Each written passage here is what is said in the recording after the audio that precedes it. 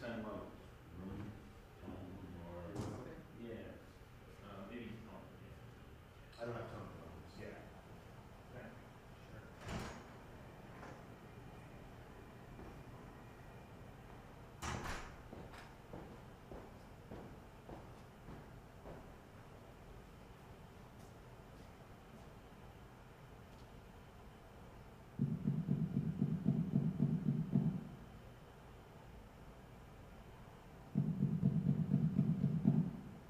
Test, test. Testing 1, 2. 1, 2, 2, 2. I'm moving around. Testing, testing. I'm talking, but I'm up. I'm at the top of the room. The mic at the bottom of the room is on. And I'm talking. You should hear me in the background. There you go. There you go.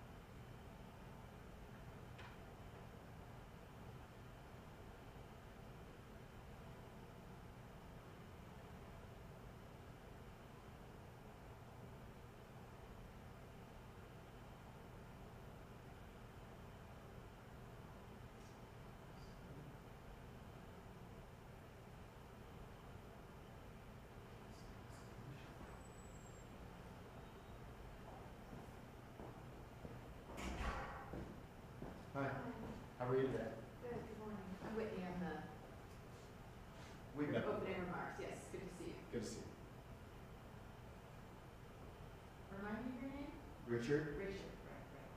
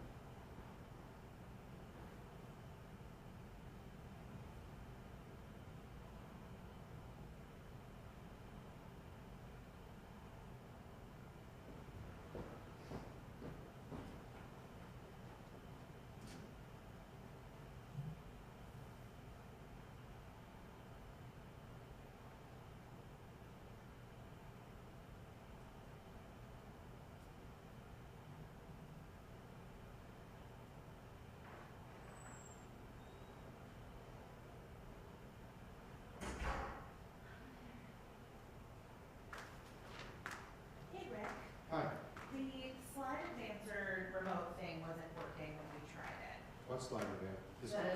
That one, yeah. Whose is this? I thought it was yours. No. Oh, interesting. Let me check with Joe to see whose it was. Maybe it was his. He had asked me to ask you about it. Yeah, I have no idea what that is. Okay. It's off too, so maybe he just didn't turn it on. Okay, I think he tried to, but he Did he? couldn't. Okay.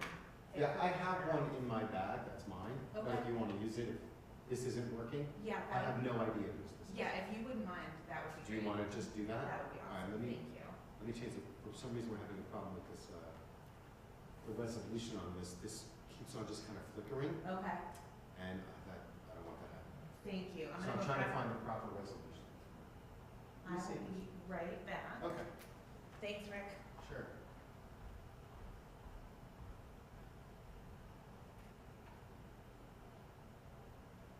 This is working.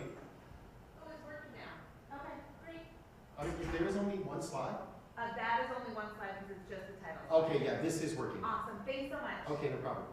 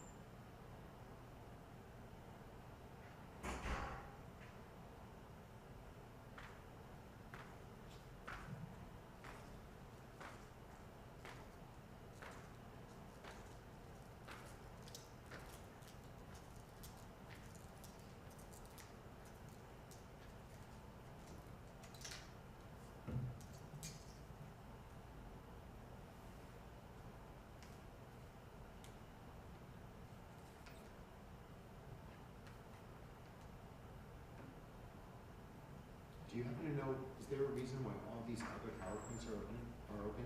Yep, so it's a series of lightning strikes, so it's each one of the speakers. That's crazy.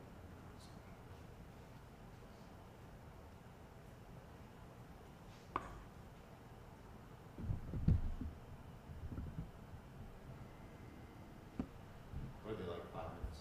8 minutes. And you have it up just so it's easier for them to come in and done. Right, because we're sort of to the minute, I got you. so easier for them to just pull out. Well, seems to be the best resolution. It's just that when I go full on this, that will settle down, but every once in a while it will kind of like flicker. Okay. And I've gone through every single resolution, I'm not quite sure why it's doing that.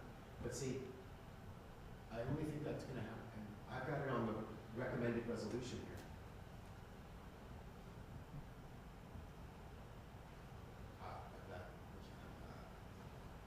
But I wonder if there's too many things, if it's just If kind it's of that like, there's too many things up there.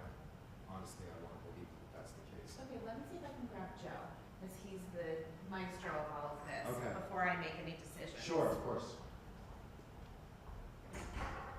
Maybe we should just use one of our computers. I don't have it. Is there none available? I don't know. Oh, I don't know. I'll snag one for you if you want. Well, Or is that just, you don't want another set of headaches and duties? oh no, I don't, I wouldn't care. I'm just trying to, I don't understand why this isn't working. Is that like a Mac Air? No, this is a PC. Oh, because I was working with Joe's computer last night. I think it was a Mac Air, so. Well, it seems to have settled down. One second. Just did As it. soon as I said it, I don't know what's going on with this thing. I've checked every single resolution. I don't get it.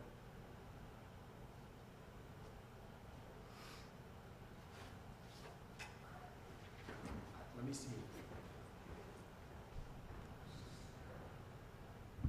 Keep an eye on it. Yeah.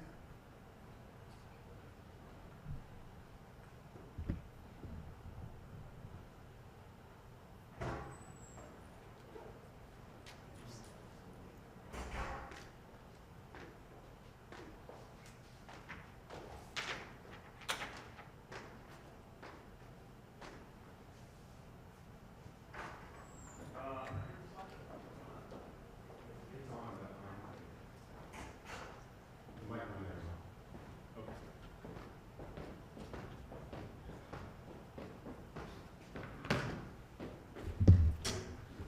That's doing. It looked like the overflows looked okay. Stuck my head in there.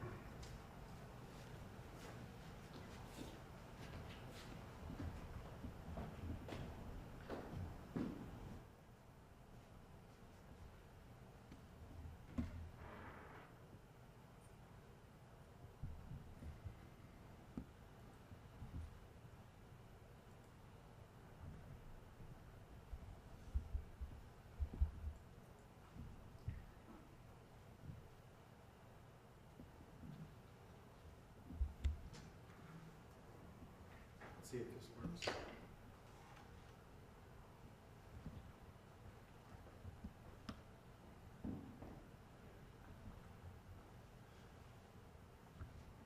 I have a feeling that worked. What did you do? Well, they had like 10 PowerPoints of them. Oh, like on deck. Yeah. Oh, it just did it a little more though. But. Maybe that will make it alleviated.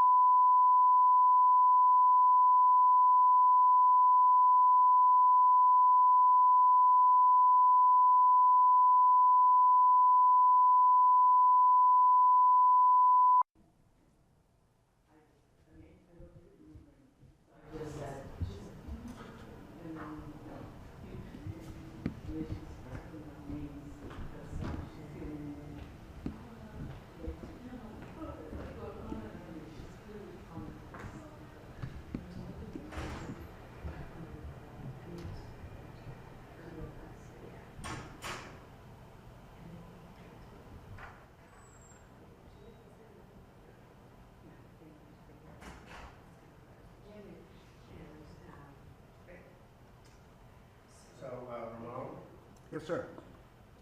Your schedule is outside the door, but it's 9 to 10:30, 9:30 to 11:45, 1 to 2:30, 2:45. So, I've got it on the recommended as well, 4 sessions is, but and then every once in a while, right, it'll just just 4 o'clock, so we might end up doing flicker and it goes black and then come back up.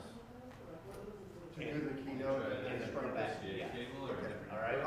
There's no other. I grabbed an extra tape and an extra card, but there was No. only 2 94s and 2 CF cards.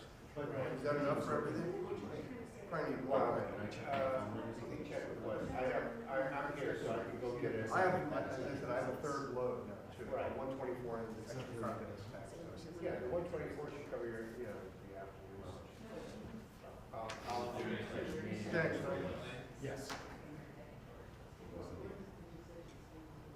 I mean, I like the fact that it's not. So maybe it just needed time to settle it. I think you'll see it flick again. You think it'll flick again? It's intermittent, but it's consistent, I believe. Yeah. Do you have a, I do not. if I have a thumb drive, can we? Yes, yeah, for sure. Well, try that, let me know. Otherwise I try a different VGA cable. Well, the VGA was fine when I checked this. So you just think it's a laptop? I did. It might be, and Joe says he's experienced it in Stata before, so Oh, it okay. could be that it's his laptop and Stata not being a good combination. Wouldn't be bad to be back at PGA just in case, you know. Yeah, I see it. Just in case it's back at PGA. But I would try the computer swapping first to see if that stabilizes. Down at the end. Yeah. I should have said something to you, I apologize. Good luck, let me know. This is empty now, ready?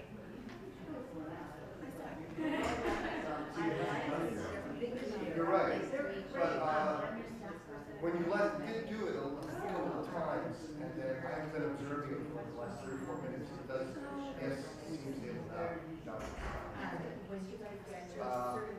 But is that just a title page, or is that the first one? That's the title. Like, when you switch back and forth, And I'll be sitting right here. No, it's just So I gonna, no, can- there's no other, there's no other thing. there's no other thing on this one. Oh, it's all one? No, it's just, this has only one file. Yeah. Then there's other. But it's not good. Do well? Yes, you're right. I think it's just had to warm up. And I'm not, you know, and the thing is, I don't even want to like get out of it and start it again. But I should say, Is that all stuff on? no, I want to get it. Should I just get it just to be safe? Well, it's 12 minutes to go.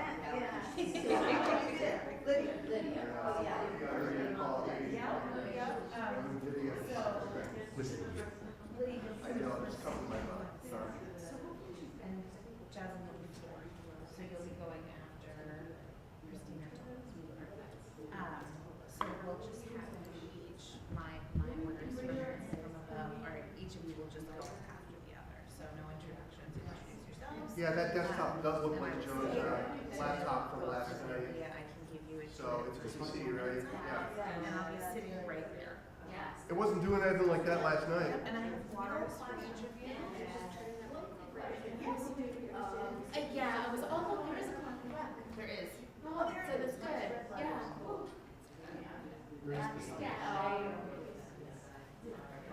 Yeah, my biggest thing is that I tend to, My first time when I like sort of spoke to myself in the mirror, I would be at like 8.5. Okay. Are you like, cause if you are hardcore. We're pretty hard to the minute. So, absolutely. So I will waive my, I'll give you the 2 and the 1. I have speaker waters for all of you and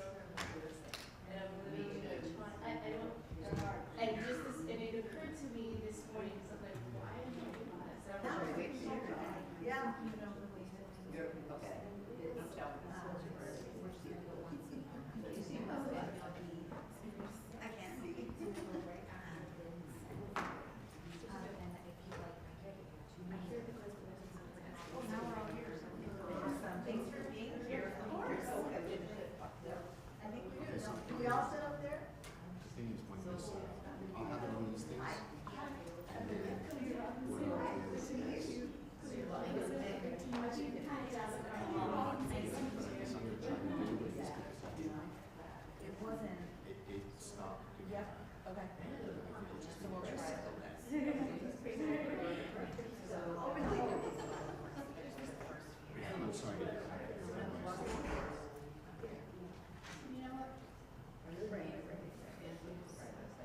and get it. Which they did in Lebanon, but that's great. So I went to Florida. Oh, very good place. This is on a sugar, it's just, it made me some of them look like that. And yogurt, they had yogurts there. Yogurt.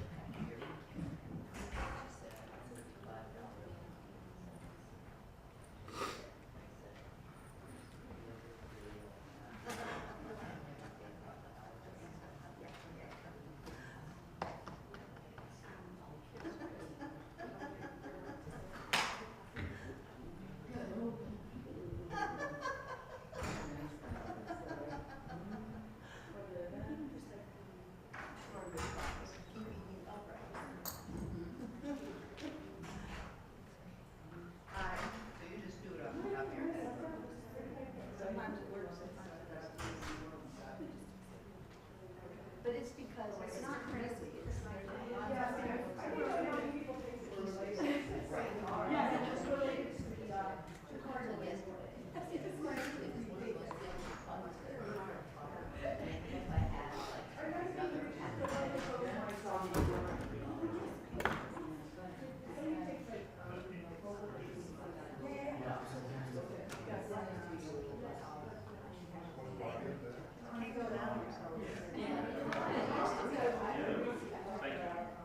Is that what you were asking for? That's up. It was really sad.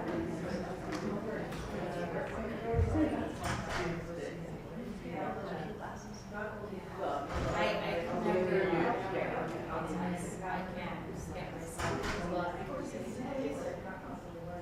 What's that?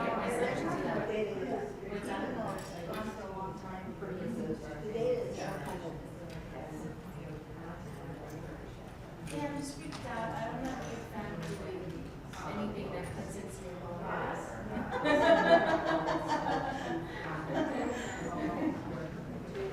My husband was at the camera. Does he see that now? He probably has got a picture. We'll start the video. Like, What?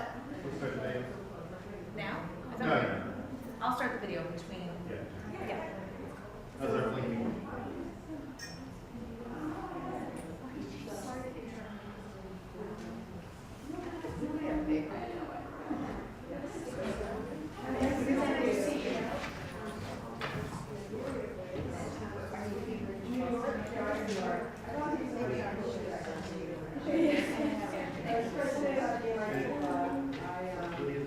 just one sheet.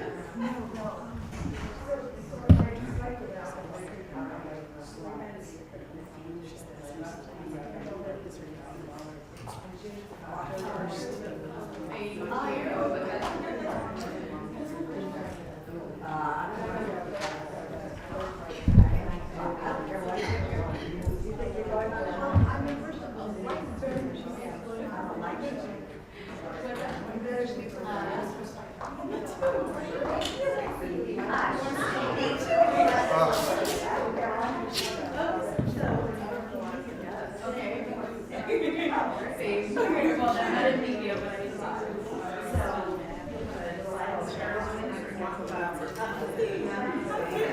Your slides are open, so they're in like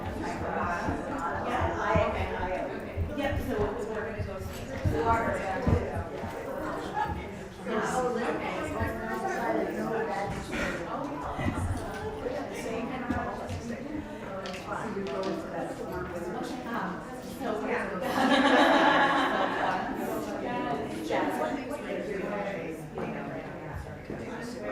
Okay, and I'll be next to you, and I'm gonna do it for kind of one this one. 5 times this morning, I'm not perfect.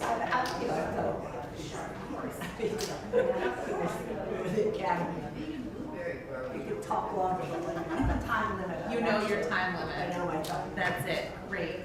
Great when it's crunchy and there's so much water for you. And you're welcome.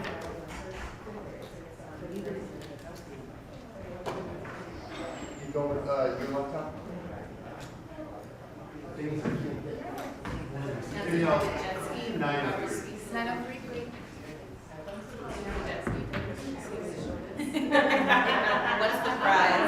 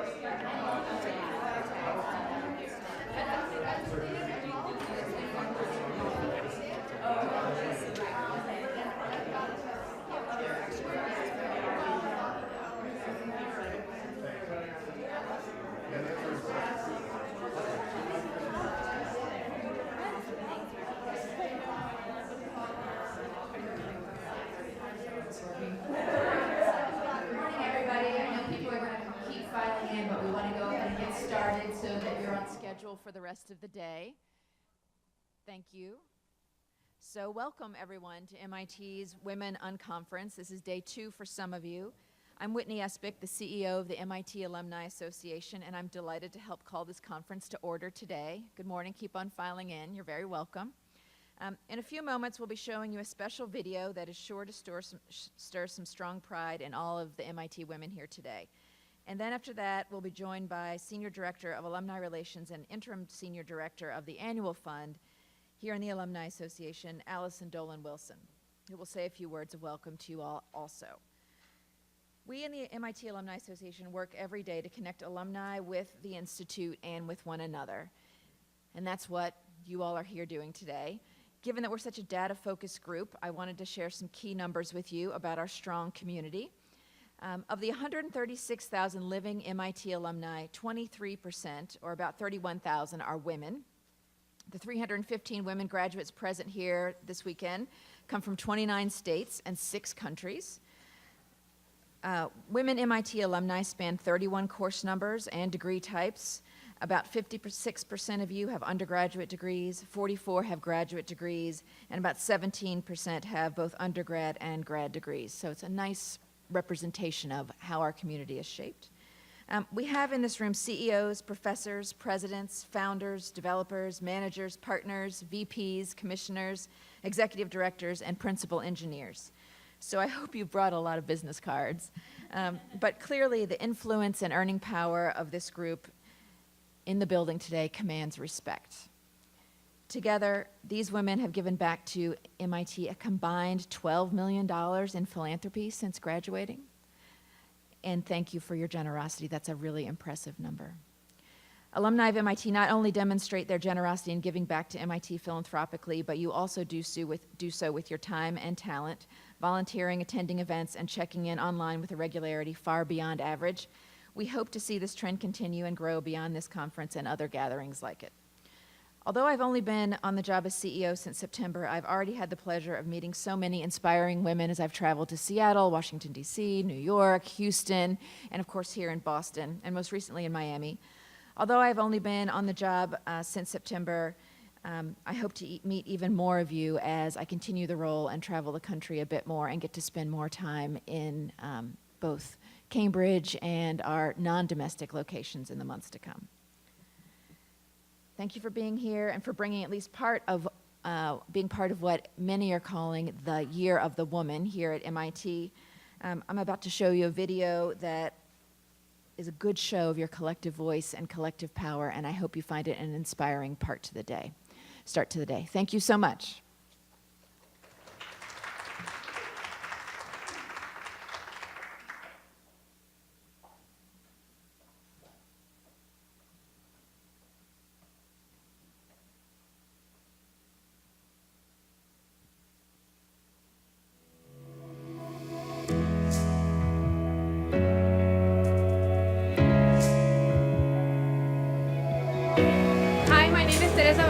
I'm Sandy Yonke. I'm Leslie Brown. I graduated in 2007. Class of 92. Class of 1967. Class of 2002. Class of 1961. Class of 2012. I graduated in Course 18, which is math. Course 6-1. Course 7. Course 16. Course 12. Course 6. Course 1. Course 15. Course 2A, and I graduated from MIT.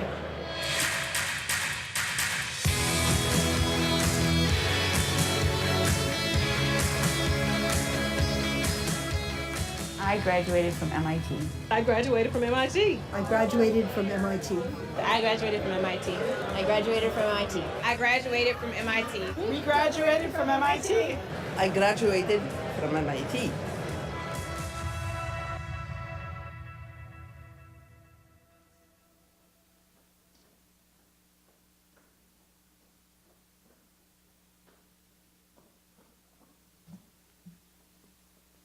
Those are dangerous stairs.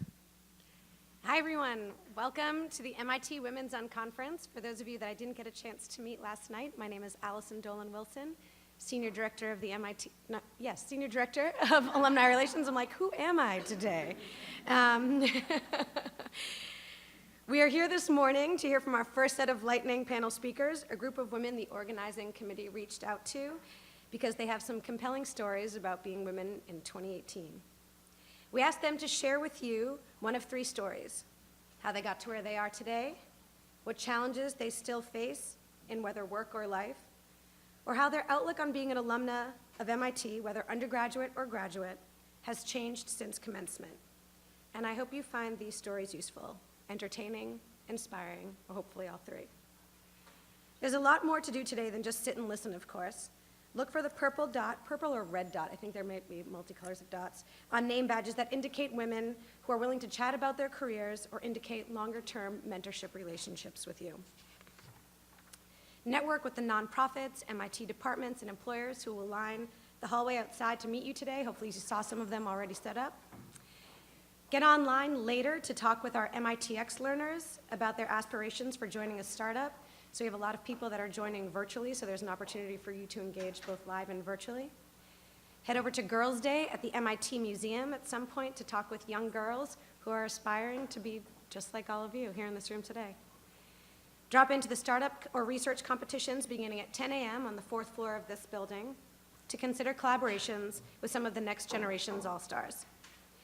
And use the conference app to discuss topics of interest to you or message alumni speakers you hear from. So if you haven't downloaded the event guide app, please do so. I've already seen a ton of people already on there, so it'll be some good connections. The MIT Alumni Association produces hundreds of events each year that attract thousands of alumni. But for the women on staff here, myself included, we've been particularly excited about this event for the past few months. So I look forward to beginning many conversations with all of you, and I look forward to the momentum of this weekend carrying forward. Thank you so much, enjoy. And with that, let's bring up our first lightning speaker, Lydia Via Komarov.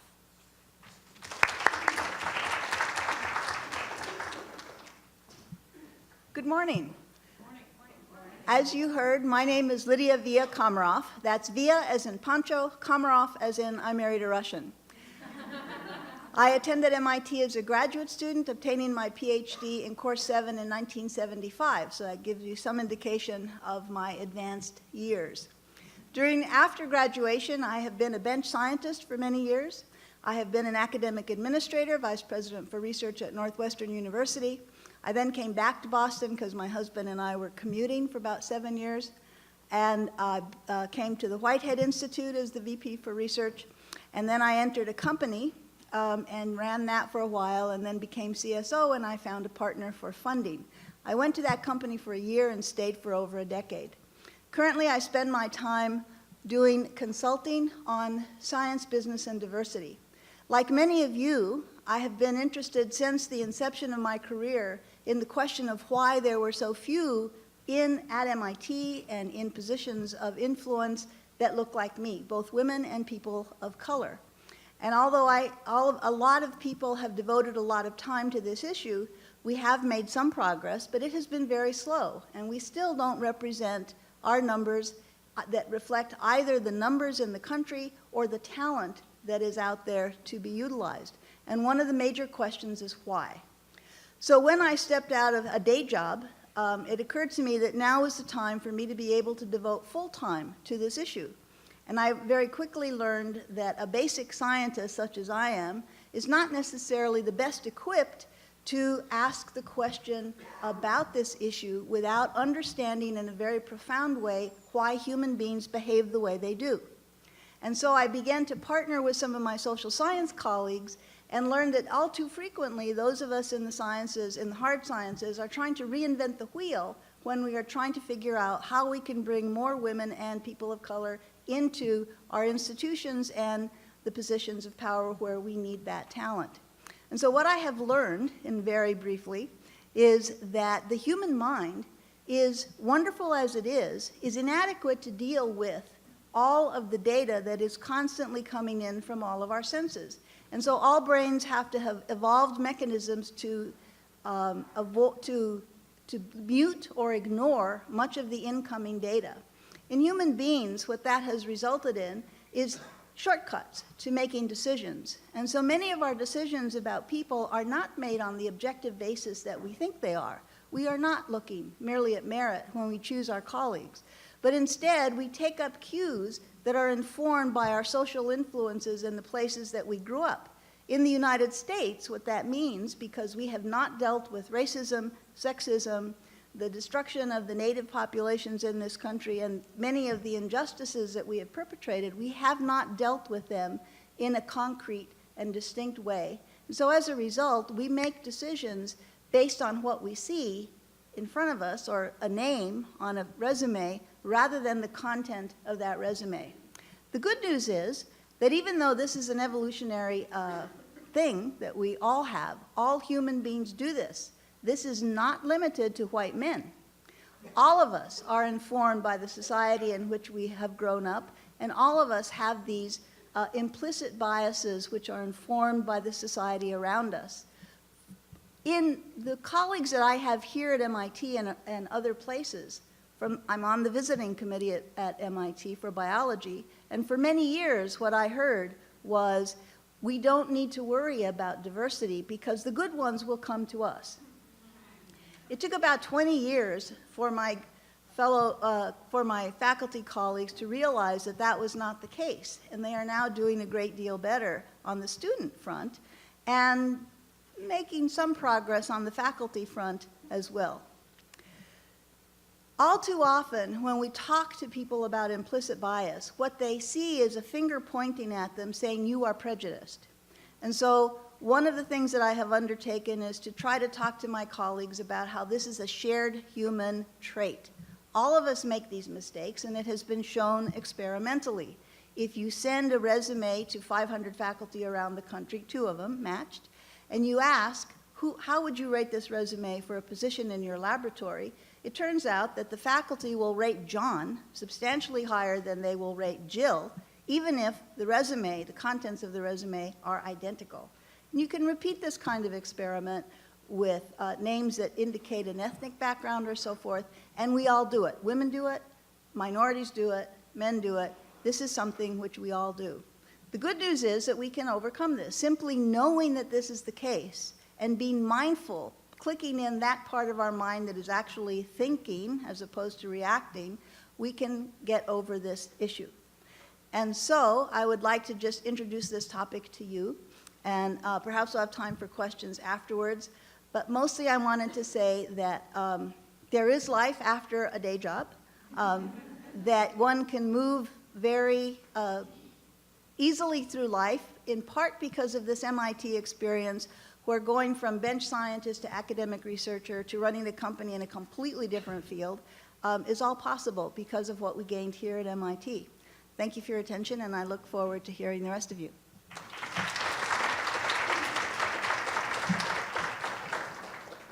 Good morning. How many of you would be here and traveled the route you have if you had had a child at the age of 15? My name is Susan Blank, class of '83, course 7, and I'm a pediatrician. I'm a medical epidemiologist with the Centers for Disease Control, the Division of Sexually Transmitted Disease Prevention. And as such, I, for many years, served in New York City as an assistant commissioner of health. I'm a mother, and I had my first child at the age of 39. Scanning the conference website, what I saw were a few words. First of all, I didn't see much information like telling me how to give a talk like this, but I did see several words about sessions and group discussions around equality in pay, equality in opportunities and benefits, and groups getting together to talk about that, which I think is really important. But newsflash, that equality with men, it's hard for us because we are not men. So, in fact, we are the incubators of reproduction, and we have most of the responsibilities for child rearing in this world. So, my first slide, which is, how do I do this? Oh my God, I hope you don't take back the degree. I don't have an MIT degree. I'm going to keep going, nevertheless. So, the first slide that I have, yes, is I just want you to look at this. Whoops, to foster successful women, I would argue that we need to shift our focus from equality really to equity, namely a system that allows women to flourish and contribute while recognizing that women are different than men. rather than forcing ourselves into the pre-existing structures and of professional life and academic life developed by men for men, we need to work at modifying these structures to achieve equity rather than equality. Over the last 25 years, I've served as a clinician in the sexual health clinics in the city of New York, as an epidemiologist monitoring the burden and determinants of sexually transmitted infections, as a policymaker trying to figure out what we could do about them, and as a director of 8 sexual health clinics across New York City, 300 staff who handle the over 80,000 patient visits we have each year. As a manager, I've learned that for women to reach their full potential in the workplace, they need structures that support them. And by modifying the structures of the workplace, I think that I have actually been somewhat successful in keeping talented childbearing women on board. And I've done it by bending the rules, developing flexible work schedules, job sharing arrangements, lactation breaks, places to lactate, parental leave, of course, and encouraging the staff to make the time to do the preventive services that are going to keep them healthy. Because if they are fit for life, they are fit for duty. So now, on to sex and how women are actually different. As women, we bear a disproportionate burden of the negative outcomes of our sexuality, many of which can be life-altering. Women are less likely, in the world of sexually transmitted infections, women are less likely than men to have symptoms of an STI early on when those infections are the most treatable. And left untreated, STIs can cause infertility, difficulty maintaining a pregnancy, or birth defects when the fetus is exposed to infection and at delivery. I've really worked to help move the equity needle by getting laws passed that lower barriers to STI care and assuring that the services that are delivered, at least in New York City, are rendered with dignity and respect, regardless of insurance status, immigration status, sexual identity, and that they are offered confidentially to persons 12 years of age and above without parental notification. Within the last few years, other things have been that we've assured that condoms are readily available and available in unlimited quantity to anyone who needs them. And yes, we actually have a phone app for condom location. We've now just done a complete overhaul of the New York City STD clinic system altogether. It was designed decades earlier to treat people with symptoms of STDs, i.e. men. And what we've done is we've introduced a series of other prevention services that will promote sexual health for everyone. And that has included decreasing by doing that, we make it less stigmatizing to come get the services that one might need. For example, we've introduced vaccines that prevent STI-related cancers, contraceptive services for women, and HIV pre- and post-exposure prophylaxis, known as PEP or PrEP, for those of you that are familiar. And most importantly, we've changed our name to reflect our equity work that we've done. 1 year ago, we rebranded our facilities, and we actually took out an ad campaign to let the world know about it. We are now the New York City Sexual Health Clinics. And you can see that no matter who you are or what you're into, we've got you covered. Now, to talk about women in STEM, after I show you some more of our completely adorable transit ads.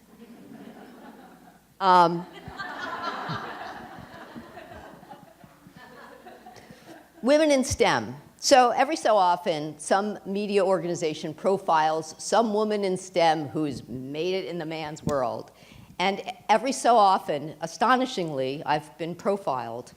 And this raises the question. I mean, at least half the population is female, and yet the number of women reaching the STEM talent pool is exceedingly small. And maybe this is artificially so.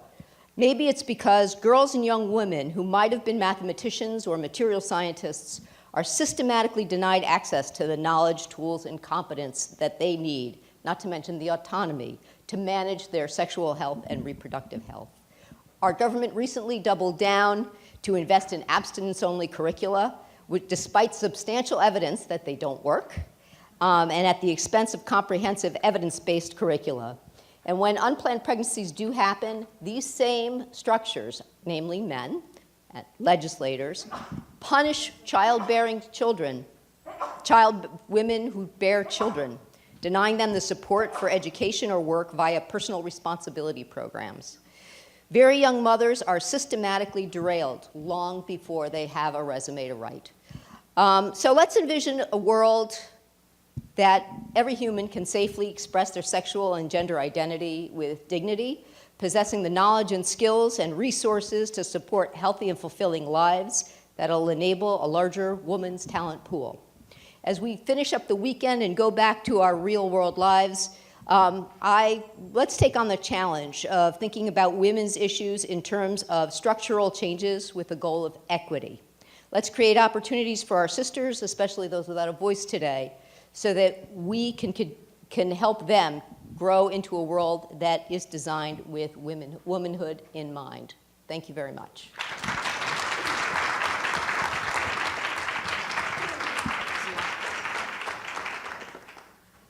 My turn to figure out the electronics here.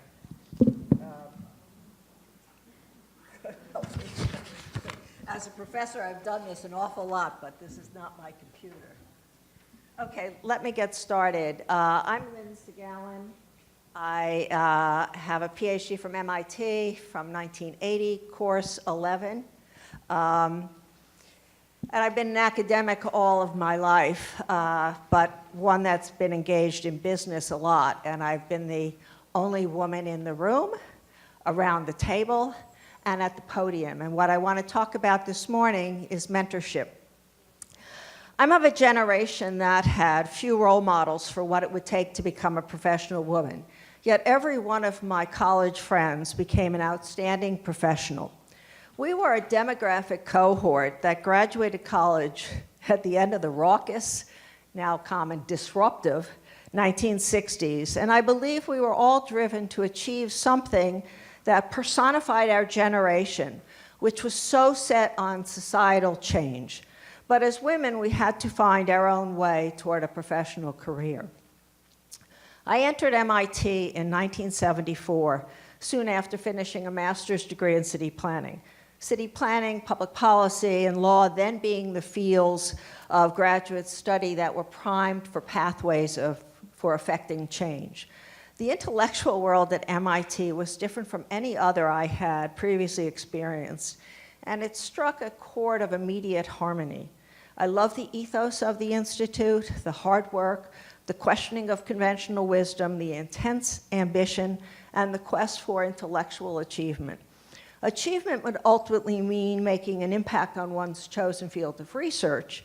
That understanding, however, came later, in later years. My MIT experience had a profound impact on my personal life and professional being, which is one reason I am here this morning. And it almost goes without saying that the classes and the well-known professors I studied with and who became mentors in research methodology were formative experiences. But there were two other formative experiences, the Cheney Room and Professor Millie Dresselhaus. And a word about each before going on to the main question of this morning. At a time when female graduate students were a distinct minority at MIT, the Margaret Cheney Room, established in 1882, was an exclusive haven. It was a very special place for women, a place apart, a room of our own, to paraphrase Virginia Woolf. It was, as others have noted, a hidden campus gem, a place just to be. I went there all the time when I wasn't playing squash, which was the other way to get rid of the tension of getting a PhD at MIT. And the importance of the Cheney Room as a dedicated space for women was such that when I graduated, I never gave up my key. I still have it somewhere. This was not something I was ever giving back because the symbolic significance was so great. Millie, as everybody called her. I graduated in 1980, and 2 weeks later I was on the faculty, which was a very big transition when my former professors were now my colleagues. I came into contact with Millie when I was a junior faculty member at MIT. She had invited junior faculty women from across the institute to a series of luncheons to talk about women's career paths in the academy. She wanted to help us understand what it would take to forge a career in a high-achieving place. And in the process, she told us a little bit about herself and her experience, which was memorably inspirational. Maybe there were 24 of us at those luncheons. With humanistic words, she addressed questions many of us had, including questions many of us didn't even know we needed to ask. Her forthright answers, delivered with humor, were ever present with me as I worked through against barriers, and in the academy there were plenty of barriers, and progressed through various stages of my career. Her words continued to act as guideposts as I mentored my daughter, who became an emergency doc, my stepchildren, my junior colleagues, and many, many, many graduate students. For example, by her example, Millie impressed upon all of us the duty and responsibility to mentor and help other women, and for nearly 40 years in my career in the academy, I've always strived to do that. I became an academic because I wanted to do research, and I have written 7 books, authored scores of papers, developed more than 80 teaching cases, and I've been serving on corporate and nonprofit boards since my early 40s. Experiences that have greatly enriched my life and expanded my professional life. At the start of my academic career, however, I soon found out that I love teaching and that the creativity of inventing courses and curriculum materials was great. It was as much fun as research, but what I really found was that I loved the engagement with my students and the opportunity to help them shape their lives at a very critical juncture in their lives. I taught finance and business strategy to graduate students studying careers in city planning, social enterprise, business administration, real estate, finance, and investment, a notoriously male-dominated field. Yet I found myself in the advice-giving business, and I soon came to realize that mentoring women was an important aspect of what I could do. Not just while they were students, but years afterwards as their careers evolved, which is why I have this last slide here. The hard hats in this picture that I and my students, 4 of my students, are wearing on a study trip to Miami stand in for the challenges of forging a path in a male-dominated field such as commercial real estate and development. And in New York, where I was born and teach, real estate is known as a contact sport. Hard hats in hard, tough skin are really important. My ideas about mentorship evolved over time and have been shaped by my experience with students and informed by their generous comments. As I thought about what to say this morning, I read over many of the notes over the years they have sent me, which I saved because they were so important. And that's how I came to understand that doing with energy, passion, and caring was infectious and has become a means of inspiring others to learn and to dig deep inside themselves to strive for what they wanted to achieve.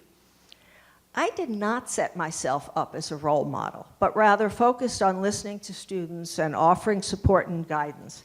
I was always seeking ways to engage them with the outside the classroom and beyond imparting skills or knowledge. So here are a few things. Maybe it was coffee or a glass of wine at the end of the day, or brown bag lunches, or extended office visits, or maybe it was a conversation over an assignment or a job question that turned into a much longer conversation about life, finding balance, and achieving personal fulfillment.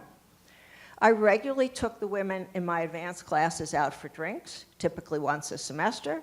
I encouraged them to build a women's network, to share professional experience and support one another because they were unlikely to be invited into the men's network, and they needed each other, actually more than they needed the men. I was available outside of office hours. I made time to meet with them when they contacted me years after graduation needing a sounding board for their next job. I was honest about sharing my experiences and professional challenges about what it took for me to succeed and others around me. I agreed to be recently an advisor on a family company board so as to help one of my former students succeed as one of the few female CEOs in the real estate business.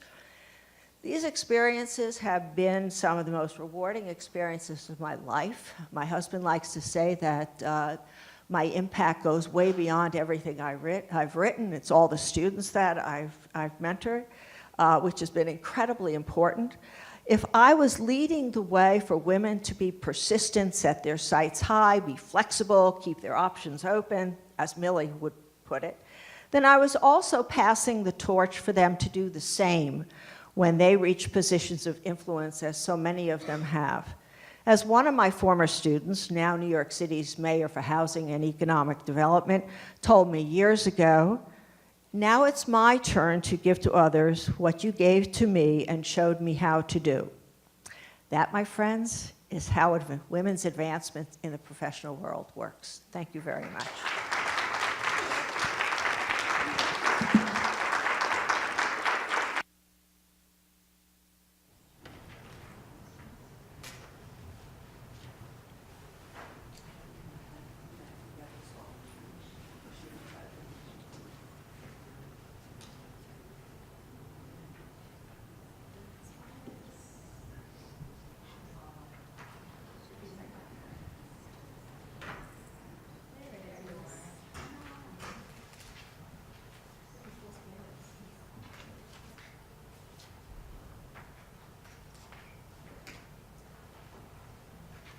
Good morning, everyone. Good morning. I'm Jaslyn Carvajal, class of '03. I did my undergraduate here. I was course 1, civil engineering.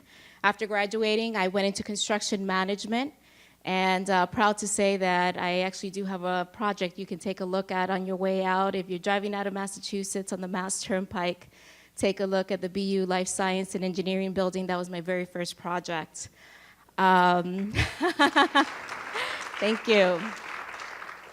After working in Boston, I moved back home to New Jersey, where I worked in New York City on projects in New York City, and I had the opportunity to go back to my hometown of Union City, New Jersey, and work on a project. It's an award-winning 375,000 square foot building with a football field on top. The NFL uses it as a practice stadium for away teams for Giants and Jets games. So it's pretty exciting, pretty cool projects. In 2013, I co-founded a nonprofit called Latinas in STEM with a few other of my MIT alumni. Our mission is to inspire and empower Latinas to pursue and thrive in STEM fields. And we're going into our 5th year. And in 2015, I left construction management and co-founded a company, business development and strategy company called Stay on Your Daily, or SOID, as our clients love to call us. And that's all go into my story. A few weeks ago, I'm meeting with a client, and he's telling me about an issue that he's facing on one of his current projects. And it reminded me to one of the projects I managed early in my career. And it reminded me of a time when I asked a few of my subcontractors to revise their labor rates to meet the required contract documents. And I had one contractor, we'll call him Mr. X, and he was really upset that I had revised his rate and he thought I had cut it too much. And of course, he went with he resorted to the old, I'm gonna go sue you. And when that tactic didn't work, he went on to say to me, do you know who I am, Missy? As if that was gonna faze me. His whole political clout was gonna faze me. It didn't. In the end, I knew the facts, we knew the contract. He had to follow what was stated in the contract. And so he never sued. I had a mentor in my first project. He was a project engineer, my immediate supervisor. And what he taught me is something I use to this very day. He taught me, know everything about the project. Know every single detail. Learn the contracts, learn the specifications, learn everything, because you have to know everything. You have to be better than everyone else. You have to be the one who's most knowledgeable on the job. And that preparation is something I still do to this very day. I did it with every single one of my construction projects. I knew every single document that I needed to know so that I can win every single argument. I can win every single negotiation. Fast forward to today, that still is true. It is the key to success, to the success that I've experienced. It is also the key to my business. And my business partner and I call that NBC, never be cold. Preparation is key to success, and that to us is, again, we tell all our clients, never be cold. We walk into a meeting, and we already know what we're going to cover. We know every single topic we're going to cover. We know every single angle. However, we ask questions. We'll bring up a topic with a client, we'll ask questions, and we'll allow them to give us their ideas. Whether we feel they're right or wrong, we're still listening. We're listening to their thought processes. We're pulling out additional questions, and that is so important so that you can get to the point of consensus. There's ways to drive the conversation so that at the end of the day, you still end up with the consensus that you want to walk away from. Again, going back to my experience in construction management, very early on, I learned on these projects, and you're talking about being tough in the field, having to wear a hard hat, being surrounded by men. Well, you're surrounded by men, mostly men. There's a few women, but mostly men that are of different backgrounds, different educational backgrounds, different experiences. I'm talking engineers and architects, clients that are probably politicians, maybe they're developers, maybe they're realtors, maybe they're in education. Then you have foremen who probably only have a high school or maybe a technical degree, and the same with the laborers. Now you have all of these educational and technical backgrounds, but you are all trying to accomplish the same thing. You're trying to build a building.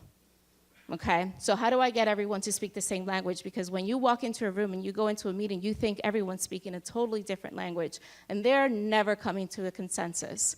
So my job became listening.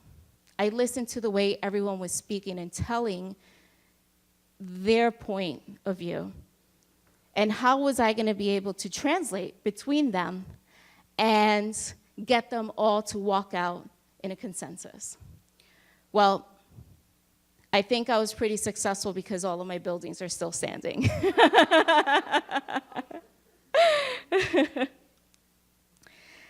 NBC was the key ingredient to confronting the bullies, because Mr. X wasn't the only one. Mr. X, I still meet Mr. X's in my day-to-day life, in my new career. I saw him in many different iterations in my construction career, and I'm sure all of you in here can relate to Mr. X. It is the truth. It is part of, it's part of business. But I've used that to step away.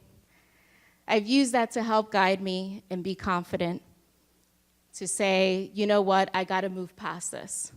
I still have my knowledge, I still have my experience, I know it all, right? I've taken the time to prepare so that I know it all, I know every single angle, so that I can be confident, and Mr. X is not gonna faze me. So at the end of the day, I'm gonna leave you with this. Be confident. Outwork and outperform your peers, and never be cold.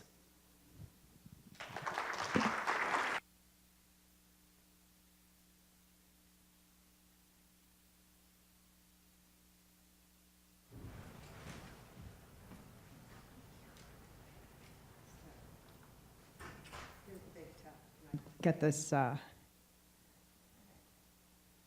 me see.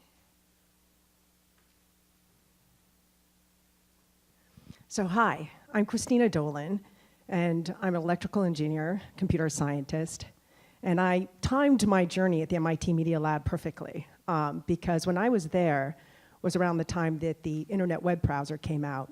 And I was fortunate enough, is it going through my presentation? So I was fortunate enough to be there when the internet browser actually came out. And as a result of that, I ended up having an amazing journey of entrepreneurialism. I got to be on the founding teams at Hearst and Disney heading up technology. And I ended up I ended I ended up having the opportunity to be a part of this entrepreneurial wave that took place. What was kind of interesting was I went from there to Oracle, where the internet security software was developed that enabled e-commerce. And it was interesting because when I was at Hearst and Disney, the entertainment people were saying, "Oh, this internet thing, it's really not going to take off. It's like this little side project." And when we were doing e-commerce, people were saying, "Who's going to shop online, right?" I then went on to be a co-founder in a company that had a fabulous IPO, and then went into the fintech space. I'm currently now involved in blockchain, and for those of you in the New York area that follow my sort of events through the MIT organizations or follow my posts, I've been involved in blockchain since, I don't know, like 2011. And I recently co-founded a company in the blockchain space. So as I said, I volunteer a lot in New York, and for those of you that are in New York, I hope that you also volunteer, because for me, it's been an amazing journey to be able to learn as a result of being a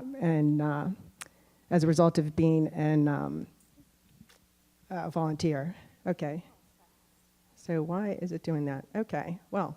So my talk is called Just Solve It, which we're not quite doing right now, but but that was the talk. That was the result of a TED talk that I did, and that journey came about because Christine Tempesta in the alumni office said, "Oh, you do all these events. Why don't you do an event that engages a diverse group of people from around the world to code, right?" And so I thought, wow, this will be a lot of fun. I'm going to pursue that. That doesn't sound like it's too hard. Actually, it was a little harder than I thought it was.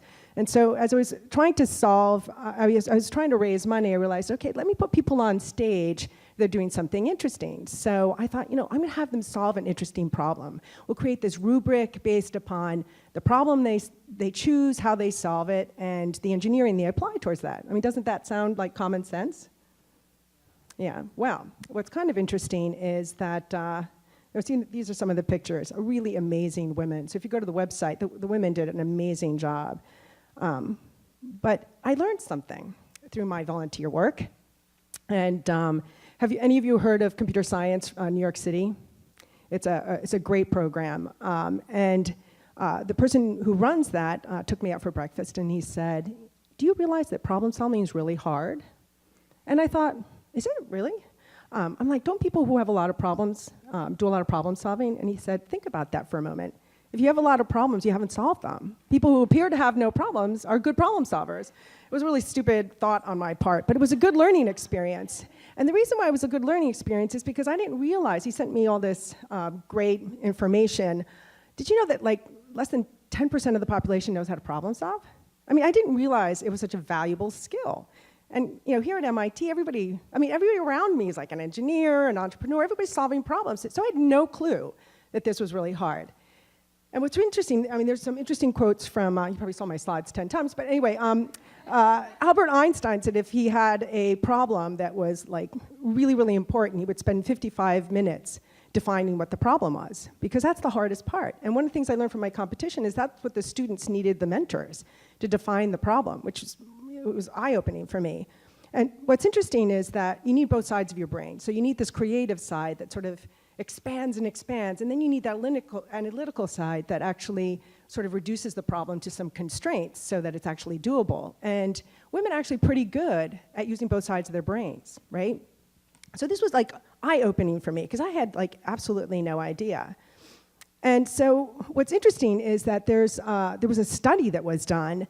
And in that study, they said in the 1970s, the United States was really good at problem solving.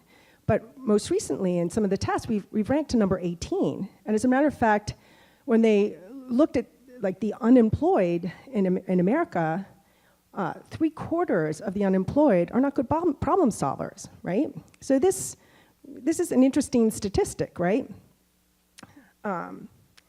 So along my learning journey, when I was doing Dream It, Code It, Win It, the dean at the school that hosted the competition for us at Cooper Union had offered me an opportunity. And I said to her, oh my gosh, I'm not qualified to do that. And she was like, oh my goodness, how could you say that? You're an engineer? You co-founded a company, you're you took public, you've launched projects and products. Why would you not think that? She's like, you have imposter syndrome. I'm like, well, what's imposter syndrome? I've never heard of that. And it turns out that most people, that 70% of the people actually have it at least one time. But they say like 2/5 of the people, especially high-achieving women, are the most likely to have the imposter syndrome. And so I learned this late in my career. And so it's important to recognize when you hear that little voice that says, maybe I'm not that qualified, to say to yourself, now wait a second, let me really assess that. And you heard before that learning is a very key part of that. You do have to, you can get a seat at the table, but it's important that you know your stuff and continue learning. So the other thing that I also learned in my volunteer journey is that diversity in problem solving is really, really important. As a matter of fact, when you have cognitive diversity in problem solving, you tend to have different results, because obviously if you take the same approach to solve the problem, you get the same results, right? And so diversity is important. But people have to remember that you have to do your homework and learn and constantly educate yourself, which volunteering helps you to do. But the second thing is you have to be a good problem solver. And with those two skills, you can create opportunities for the rest of your life. Because if you're a good problem solver, you're going to solve problems in your life. If you're a good problem solver for your employer, you'll have good opportunities in your job. And if you have a company and you know how to solve problems, you'll have a profitable company. And so I leave you with that, and I hope that you all take the opportunity to volunteer and participate in the MIT alumni community. Thank you.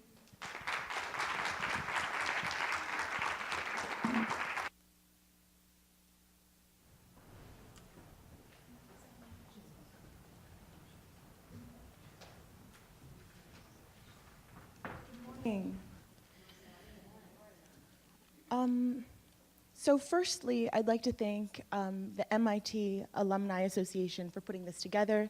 What a phenomenal opportunity this is for all of us. I'm profoundly honored to be among so many who've done so much for 10, 20, 30 years. People have been making contributions and breaking barriers for an incredibly long time. Thank you for your example. I was asked to share a bit about how my personal and professional efforts have helped overcome challenges, both for myself and for other women. There is no denying that the examples of the extraordinary, despite the examples of the extraordinary women in this room, there are still barriers to women being fully included on an equal footing as men, not only in industry but in academia. In my short experience, I found that one of the best ways to change perceptions is to not allow others to set expectations for you, but rather to set your own. I think it's paramount, especially for female students and for minorities. Thanks to incredibly hard work, I graduated with a 5.0 GPA as MIT's 2011 Henry Ford II Scholar for the highest academic performance in the MIT School of Engineering. Thank you. But interestingly, that is not, black women, they're not necessarily the face of STEM achievement in popular culture. You don't see a black character on The Big Bang Theory, for example. And I think it's critically important that the image of excellence in STEM and elsewhere be an inclusive one, not because we're creating something that doesn't exist, but because we're telling an honest story. And so I think it's important that we celebrate and highlight female accomplishment because it exists in such abundance. For that reason, I have moved into media after graduating. A few years later, I got into media. I currently serve as associate producer of Face the Nation on CBS, and before that, I was a producer at Tavis Smiley on PBS. And I've had an opportunity to support visionary women throughout my career. My very first job was as staff associate to President Susan Hockfield, our first female president at the Institute. Then at PBS, I served under two female executive producers, Jacoba Atlas and Kimberly Logan. Now at Face the Nation, we have a female host, we're the only Sunday show to do that. We're led by a female executive producer and a female director. So it's been a wonderful opportunity to do that and to work with these women, but I think more importantly, is the work that we get, the opportunity we have to shed light on the contributions that other women are making, constantly. We are highlighting the incredible reporting of people like Julie Pace, Washington Bureau Chief for Associated Press, Susan Page, Bureau Chief for USA Today, Shauna Thomas, Washington Bureau Chief for Vice News. Maggie Haberman breaks news on the White House every day, it seems. So there's really no shortage of wonderful work that's being done by women. And I've been incredibly honored to do special profile pieces on senators like Senator Tammy Duckworth, who, in addition to breaking almost every boundary as an individual, is also going to kind of defy the odds yet again as being the first sitting senator to give birth in office, right? But as important as it is to feature women in stories that are connected to our unique womanhood, I think it's just as important, if not more so, to feature female voices on issues that have nothing to do with gender specifically. And I think that is why all of your work is important, because by being excellent in fields like STEM, defense, constitutional law, whatever it is with which women are not generally paired, you inspire. When your story is told, you'll inspire so many young girls around the country who will know that they too can do it. And my hope is to amplify your voices, to amplify your image, and thanks to your work, there's no shortage of voices to amplify. So thank you.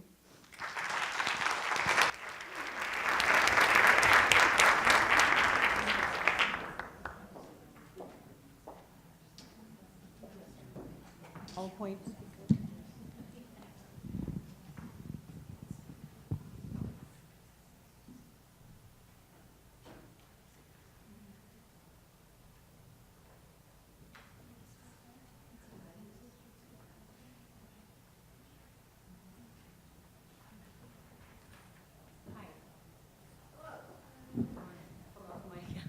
Hi, my name is Priyam Vadanatarajan. I'm delighted and honored to be here.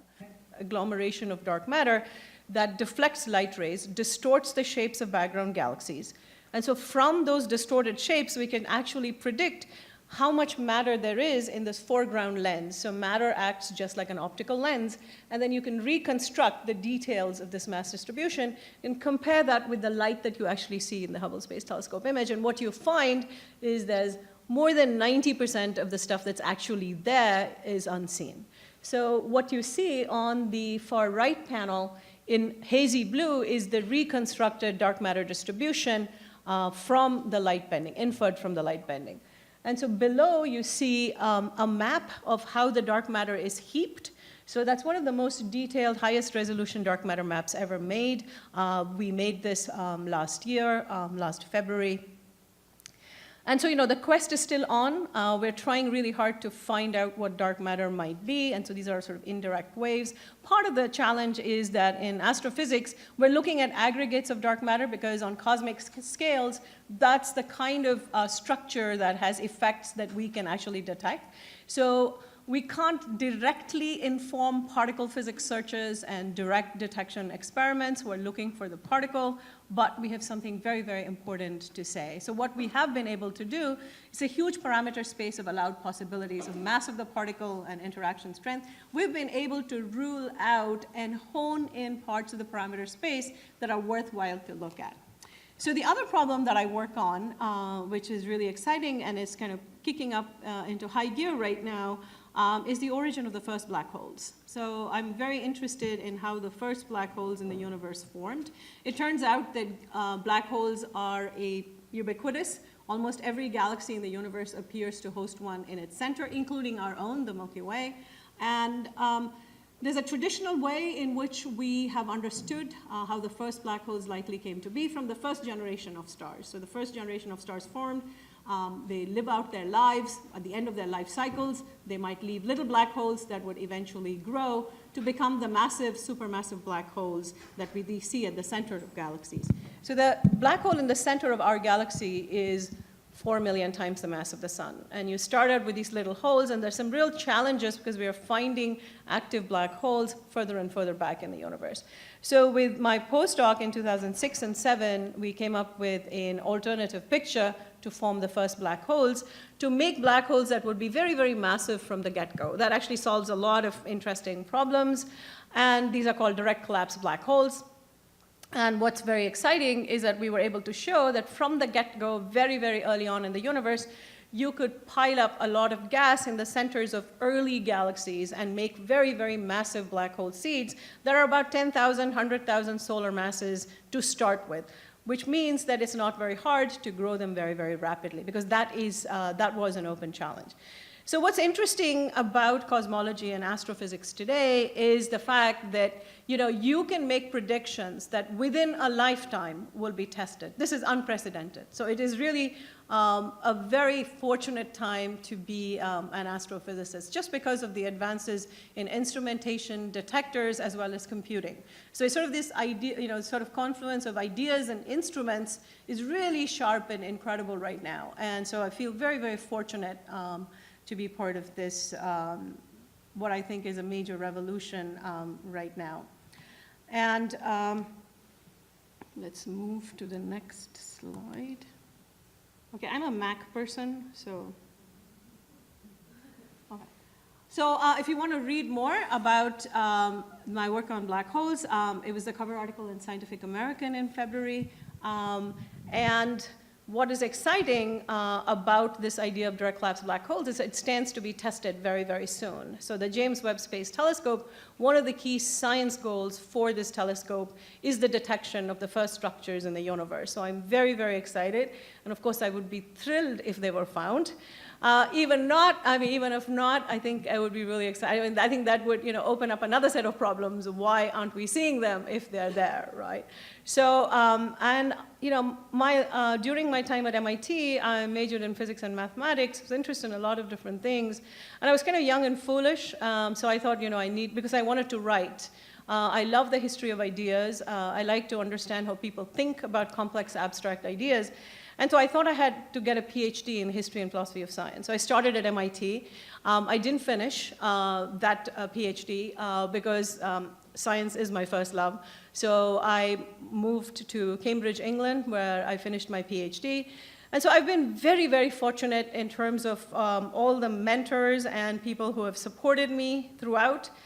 And many of my colleagues in physics actually feel that they don't want to be, they're just scientists. They're not women scientists. They're just engineers. They're not women engineers. As a woman of color, you don't have that luxury. You don't have that choice, right? Whether you like it or not, no matter how you present yourself, people see you as a brown South Asian woman scientist, right? So it's inevitable that you would get involved, like I have, in trying to understand what you can do going forward for the future generations of younger women who want to pursue academic careers in fields that have been traditionally male-dominated. So I've been working at Yale on gender equity issues, and I really like the reframing. I agree with the reframing that it's equity and not equality. And I think the gender gap in academia starts very, very early. So the playing field is never level. And so if you like to think it is, I think you're deluding yourself. It's not level. But our generation really can do a lot to make it better. It starts very, very early. And I think the problem is complex because it has two dimensions. One is the demographic dimension. We just need numbers of people, right? And then there's a culture. There's the work culture. There's the intellectual culture, which is not particularly welcoming. So how do we actually effect change? So at Yale, we have a very unique organization called the Women's Faculty Forum, which is a group of all the senior women at the university, which sort of moves towards sort of advocacy, activism, and pressure on the administration to make change for institutional transformation. So today I want to talk briefly, just mention one very interesting project that we've done, which I think is really worth emulating. And it was done in collaboration with a Swiss foundation called EDGE.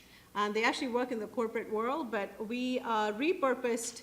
What they do is they do an analysis. It's a gap analysis of the policies that are in place for establishing gender equity, diversity, and so on, the perception of those policies by the people in the organization and the actual implementation. It turns out that there are big gaps between the stated policy, the implementation, and the perception. And this is the first step. So this is self-analysis, self-assessment for institutions, for universities, for corporations, what have you. And what we were funded by the Sloan Foundation. And what we found is the key thing that was really missing was mentoring. So there's been a lot of work that shows the difference between a sponsor and a mentor. So a sponsor is someone who speaks for you, and a mentor is someone who speaks to you. And so we realized from the self-assessment work that we did at Yale that most of the women were wanting mentors, and that part of the problem was that departments assigned faculty mentors to junior faculty women who arrived, and faculty of color. But these mentoring relationships were complicated because the same people who mentored them were involved in their evaluation, in their promotion decisions. So I piloted a program that's called Sidestep Mentoring, where basically every junior faculty woman and person of color is offered a mentor in a neighboring department. So for example, someone in astronomy or physics would have the option of, would be paired with a senior person in geology. So they know the culture, it's somewhat similar, but this senior person will not be in a position in an evaluative capacity for the junior person. And the reason for that, we found, is that the issue that most junior women were worried about were career and tenure processes. This is what they wanted advice on. And that it was very complicated to ask someone who is a senior person in your own department. So anyway, this program was a wild success. It's now been adopted by the university on university scale, and everybody has an option to sign up. So anyway, I just wanted to say, actually thanks to MIT, I really learned how to learn here. And I've been very, very fortunate, and I think that MIT was very, very integral part of all the luck that has unfolded in my life. So thanks for your attention.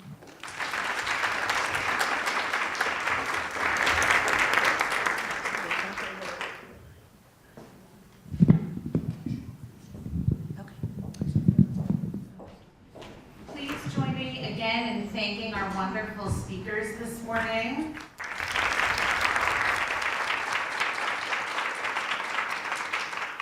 We have a break now until the next session start at 10:30. The topics include productive aggressiveness, making the leap, non-traditional career trajectories, investing in women, and sisterhood, creating psychological safety at work for women to speak up, innovative, disagree, and be heard. So thanks again, and enjoy the rest of the day.